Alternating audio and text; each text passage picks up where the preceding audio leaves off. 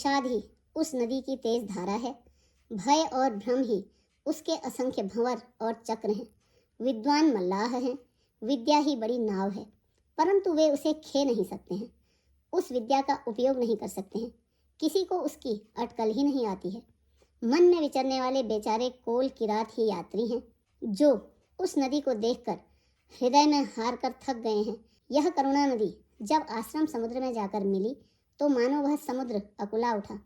दोनों राज समाज शोक से व्याकुल हो गए। किसी को न ज्ञान रहा, न धीरज और न लाज ही रही।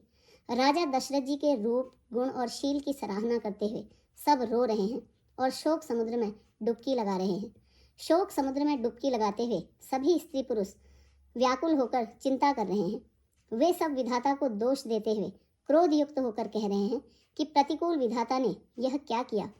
तुलसीदास जी कहते हैं कि देवता, सिद्ध, तपस्वी, योगी और मुनि गणों में कोई भी समर्थ नहीं है जो उस समय विदेह की दशा देखकर प्रेम की नदी को पार कर सके, अर्थात प्रेम में मग्न हुए बिना रह सके।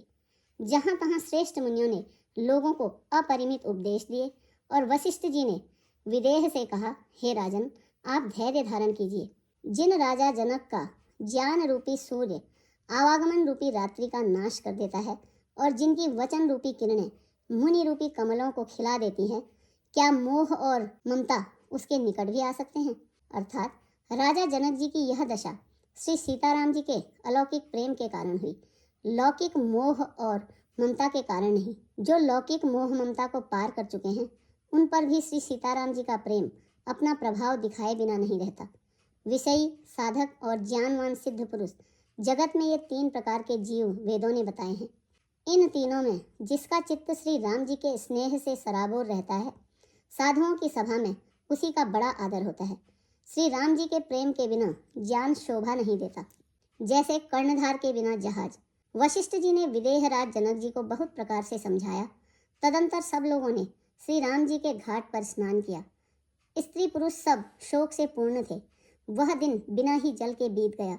भोजन की बात तो दूर, पशु, पक्षी और हिरणों तक ने कुछ आहार नहीं किया। तब प्रियजनों एवं कुटुंबियों का तो विचार ही क्या किया जाए।